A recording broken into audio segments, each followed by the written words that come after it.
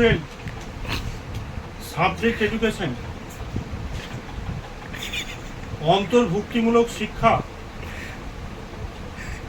Chapter থেকে 2026-এ যে এমসিকিউগুলো important.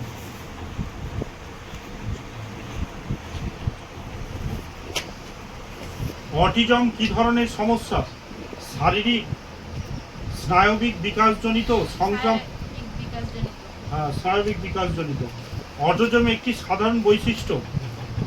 অতিরিক্ত কথা বলা, পুনরাবৃত্তিমূলক আচরণ, দ্রুত সিদ্ধান্ত নেওয়া, সহজে মানিয়ে নেওয়া।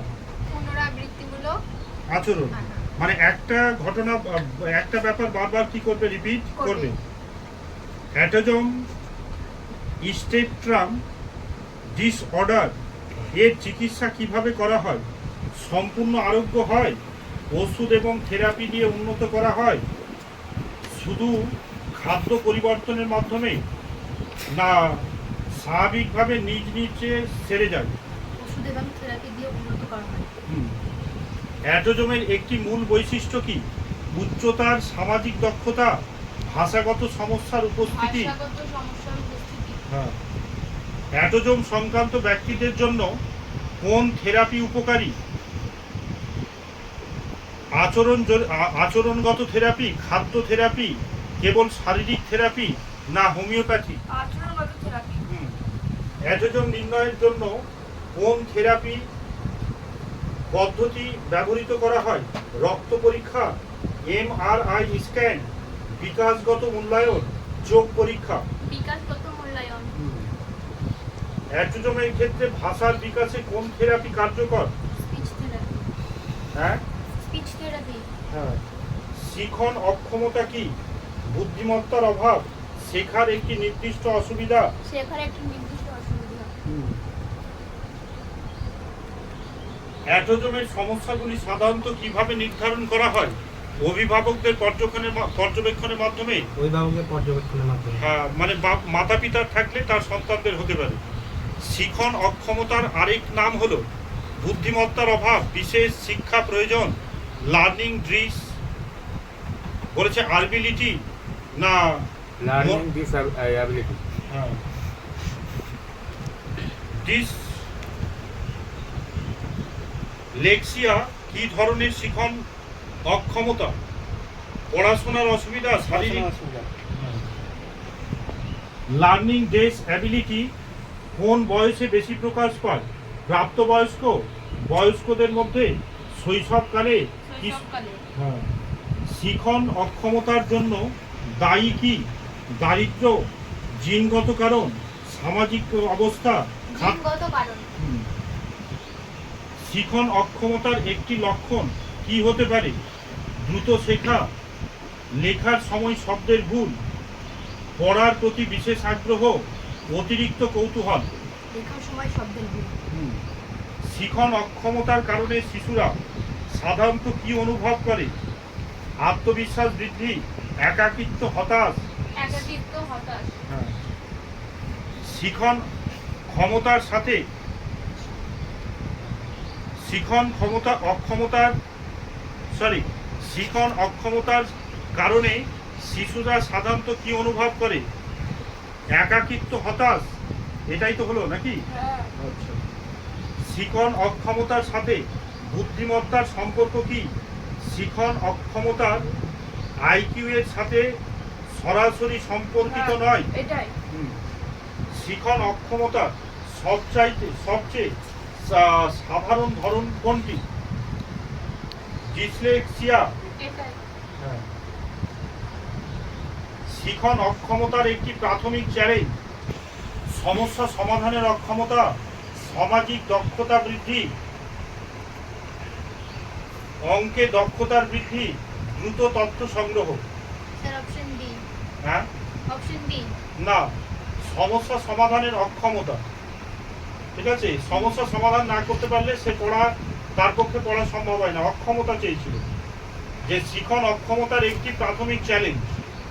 তো চ্যালেঞ্জ কি হবে? চ্যালেঞ্জ হবে সমস্যা সমাধানে অক্ষমতা, মানে সমস্যা সমাধান করতে পারে না। লার্নিং ডিসএবিলিটি হলো শারীরিক সমস্যা, মানসিক রোগ, শেখা ও বোঝার একটি নিউরোলজিক্যাল সমস্যা, চোখের সমস্যা। Option A. তারপর অপশন বলুন একবার। শারীরিক সমস্যা, মানসিক রোগ, শেখা ও বোঝার একটি নিউরোলজিক্যাল শেখা ও বোঝার একটি নিউরোলজিক্যাল সমস্যা। নিচের কোনটি শিখন অক্ষমতা নয়? জন্মগত সমস্যা, সংক্রামাত্মক ব্যাধি, এটা লার্নিং ডিসএবিলিটি মূলত কোন বয়সে নির্ণয় করা হয়? নবজাত অবস্থায় 3 থেকে 5 বছর। 3 থেকে 5 বছর। শিখন অক্ষমতা শিশুদের শিক্ষায় কোন পদ্ধতি সবচেয়ে কার্যকর? দ্রুত পঠন পাঠন, কঠোর শাস্তি প্রদান, সাধারণ পাঠ্যদান, বিশেষ শিখন পদ্ধতি? কঠোর শাস্তি প্রদান। না, বিশেষ শিখন পদ্ধতি দরকার। যারা মানে অক্ষম হয় তাদেরকে বিশেষ একটা পদ্ধতির মাধ্যমে শিক্ষা দেওয়া হয়। শিখন অক্ষমতার জন্য কোন থেরাপি সবচেয়ে কার্যকর? স্পিচ থেরাপি, আচরণগত থেরাপি, বিশেষ শিখন সহায়তা, সবগুলি? আচরণগত থেরাপি। সবগুলি। হ্যাঁ, স্পিচ মানে কি? বোঝানো, বলা, বলে বোঝাতে হবে, দেখিয়ে বোঝাতে হবে, বিভিন্ন রকম ভাবে বোঝাতে হবে। শিখন অক্ষমতা সম্পন্ন শিশুদের পড়ানোর জন্য কোন পদ্ধতি কার্যকর? ফনেটিক পদ্ধতি, তাড়াতাড়ি পড়ানো, শুধু বই পড়ানো, না কঠোর নিয়ম আরোপ করা? ফনেটিক পদ্ধতি। শিখন অক্ষমতা নির্ণয়ের জন্য কোন স্কেলটি ব্যবহৃত হয়?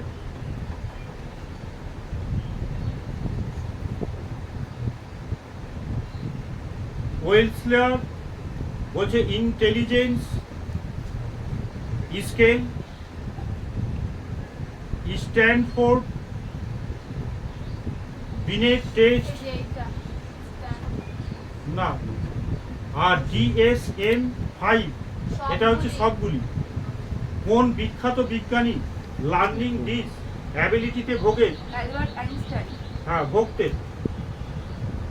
শিখন অক্ষমতা সম্পন্ন শিক্ষার্থীদের জন্য সবচেয়ে কার্যকর শিখন পদ্ধতি কোনটি? ধৈর্য, সহানুভূতির সাথে শেখানো? হ্যাঁ। কোন সংস্থা লার্নিং ডিসএবিলিটি নিয়ে গবেষণা করে? ইউনেস্কো, হু,